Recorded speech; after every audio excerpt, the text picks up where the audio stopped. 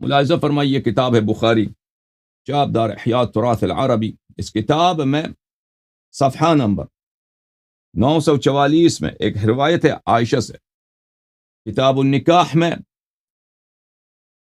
باب من قال لا نکاح الا بولی، حدیث نمبر 5127، ملاحظہ فرمائیے کہ اخبرنی عروہ ابن زبیر ان عائشہ اخبرت، عائشہ نے اپنے بھانجے عروہ سے یہ کہا، کیا کہا؟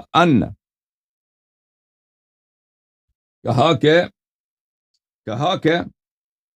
ان النکاح فی الجاہلیت علی 4 انحاء،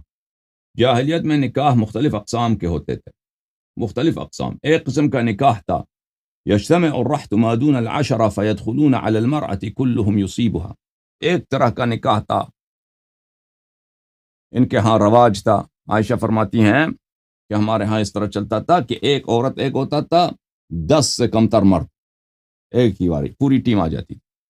ٹیم تو 11 لوگوں کے ہوتا ہے نا، کرکٹ ٹیم کتنے لوگ ہوتے ہیں کرکٹ ٹیم میں؟ فٹ بال ٹیم میں، ساکر ٹیم میں 11 ہوتے ہیں،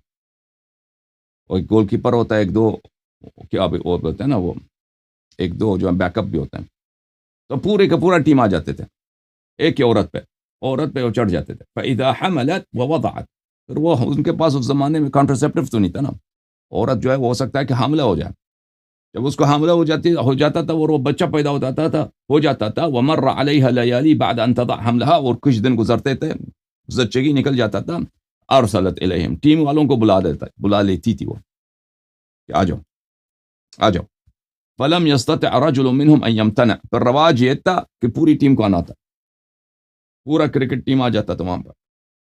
حتی یجتمع عندها، سب آ جاتے ہیں اس کے پاس، تقول لهم قد عرفتم الذي كان من امركم وقد ولدت، قد عرفتم، آپ سب کو پتا ہے کہ تم لوگوں نے ہمارے ساتھ کام کیا اور میں نے تمہارے ساتھ کام کیا ہے، ٹھیک ہے نا، ہم سب کو پتا، پوری ٹیم کو پتا کہ یہاں پہ کیا ہوا اور اب بچہ پیدا ہوا ہے۔ فَهُوَ ابْنُكَ يَا فُلَانَ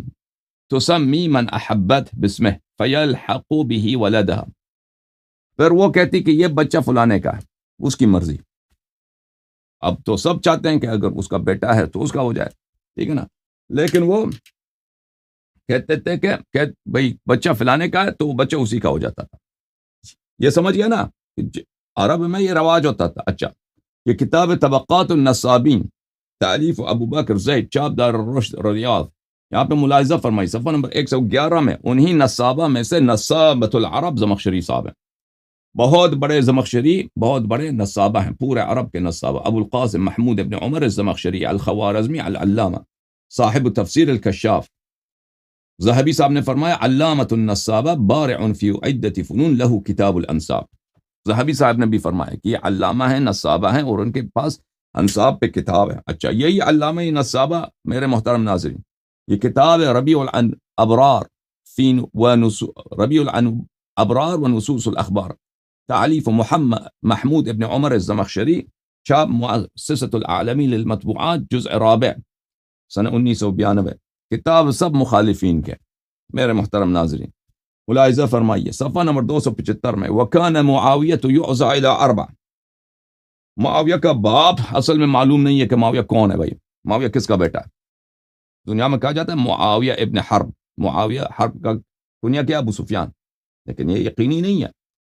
یہ معلوم نہیں کس کا بیٹا ہے، کیونکہ اس کی ماں جو تھی نا صحابیہ ہند عاقلۃ الاکباد، وہ بھائی پوری ٹیم کا وہ کام کر دیتی تھی نا وہ۔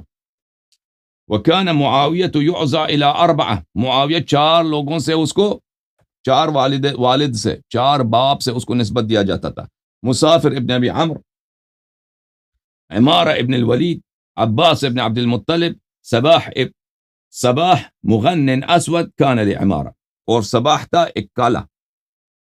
صباح ایک کالا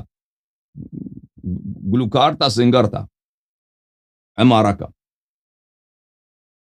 وقد كان ابو سفیان دمیما قصیرا، ابو سفیان جو تھا قد اس کا چھوٹا اور بڑا ہی بدصورت آدمی تھا ابو سفیان، تو ہند جو ہے اس کو اتنا پسند نہیں، اپنے خاوند کو اتنا پسند نہیں کرتی تھی۔ وكان للصباح عسيفا لأبي سفيان، وكان الصباح عسيفا لأبي سفيان شابا وسيما، صباح جو تھا وہ کالا تھا، لیکن وہ بڑا خوبصورت کالا تھا، جوان بھی تھا، کالا بھی تھا، اور وہ کبھی آتا تھا، کام کرتا تھا ابو سفیان کا، کوئی اس کو پیسے دے کے اس سے کام کراتے تھے. فدعته ہند الی نفسها، تو ہند نے کہا کہ آ جاؤ ادھر کچھ بولنگ کا پریکٹس کرتے ہیں. تو اس کے ساتھ بولنگ کا پریکٹس کیا. اب اس کے وہ دوسروں کے ساتھ بھی کیا نا، اس نے پتہ نہیں چلا پھر اس کا والد کون ہے.